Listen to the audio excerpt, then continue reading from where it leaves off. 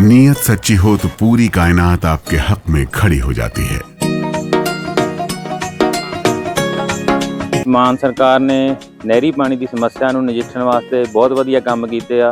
ਸਾਡੇ ਖੇਤਾਂ ਨੂੰ ਪਾਣੀ ਪੂਰਾ ਲੱਗਣ ਲੱਗ ਪਿਆ ਜੀ। मांझा, मालवा, दुआबा और पुआध के इलाके दुआएं दे रहे हैं। ਮਾਨ ਸਰਕਾਰ ਦਾ ਬਹੁਤ ਬਹੁਤ ਧੰਨਵਾਦ ਕਰਦੇ ਹਾਂ। ਇਸ ਜੂਨ ਜੁਲਾਈ ਜਦੋਂ ਝੋਨੇ ਦੀ ਫਸਲ ਹੋਊਗੀ ਇਹ 85% ਤੇ पहुंच जाएंगे। कहते हैं दहशतगर्द, देखिए क्या कहते हैं दहशतगर्द है। मैं इनसे कहता हूँ, आलमी मीडिया की मौजूदगी में कहता हूँ, मैं तमाम इंसानी हकूक की तंजीमों को गवाह बना के कहता हूँ, आप सबकी मौजूदगी में कहता हूँ, कश्मीरियों के हाथ में बंदूक पाकिस्तान की फौज ने दी थी। कश्मीरियों के हाथ में बंदूक थी पाकिस्तान की फौज ने दी और पूरी पाकिस्तान की फौज ने। और तुम हमें बताते हो दहशतगर्द। डिप्टी कमिश्नर रावला को तुम यहाँ पर रैलियां निकलवाते थे बंदूकों वाली, तलवारों वाली, याद है आप सबको? याद है कि नहीं है? सबको याद है तुम रैलियां निकलवाते थे। ये सारे लोग दहशतगर्द नहीं है, ये इस धरती के वारिस हैं और तुम्हें अपनी यहाँ से छुट्टी नजर आ रही है। इस धरती से तुम्हें तुम्हारा बिल्कुल आखिरी सांसें नजर आ रही है। ये वो आवाज़ है जो आज पीओके से उठ रही है और इस आवाज़ ने पाकिस्तान को फिर एक बार पूरी दुनिया के सामने बेनकाब कर दिया है। इस बयान में साफ देखा जा सकता है कि पीओके के लोग बता रहे हैं कि उनके हाथों में हथियार पाकिस्तान की फ़ौज ने दिए, उनके हाथों में बंदूकें थमाई और वही पाकिस्तानी फ़ौज उन्हें आज दहशतगर्द बता रही है।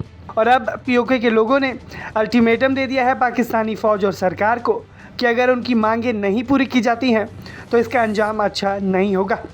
दरअसल पाकिस्तान के कब्जे वाले कश्मीर यानी कि पीओके में बीते कुछ दिनों से आंदोलन चल रहा है और अब ये और भी ज़्यादा तेज़ होता हुआ दिखाई दे रहा है। आंदोलन के 24वें दिन पर जो कुछ हुआ उसने पाकिस्तान की मुश्किलों को बढ़ा दिया है। जम्मू कश्मीर संयुक्त आवामी एक्शन कमेटी यानी कि JAAC के नेता सरदार अमन खान ने एक विशाल जनसभा में पाकिस्तान सेना की पोल खोल दी।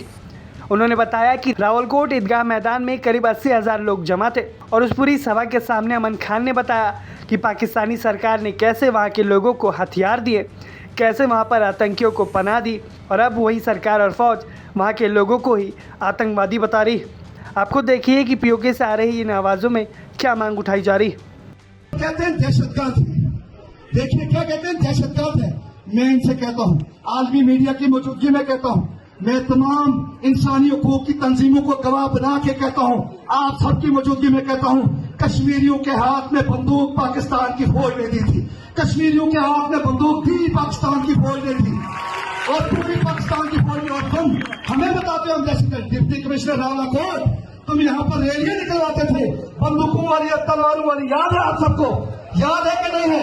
सबको याद है तुम रैलियां निकलवाते थे दहशतगर्दों के खिलाफ, तो हमारे खिलाफ फतवे जारी करवाते थे। तुम हमें बताओगे कि दहशतगर्द एक्शन कमेटी और ये सारे लोग दहशतगर्द हैं?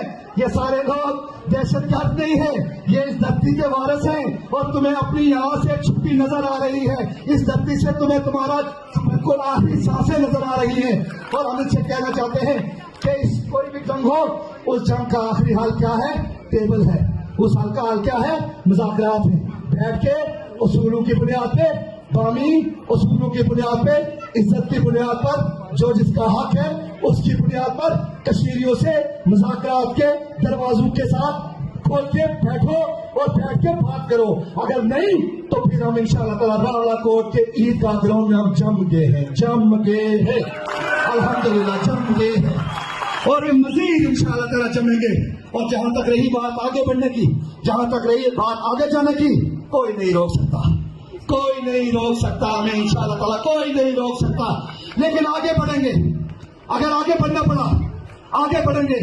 38 मुतालबा पे नहीं बढ़ेंगे, एक मुतालबे पे बढ़ेंगे, एक मुतालबे पे बढ़ेंगे। और मुतालबा क्या है? रियासत खाली करो, रियासत खाली करो, रियासत खाली करो।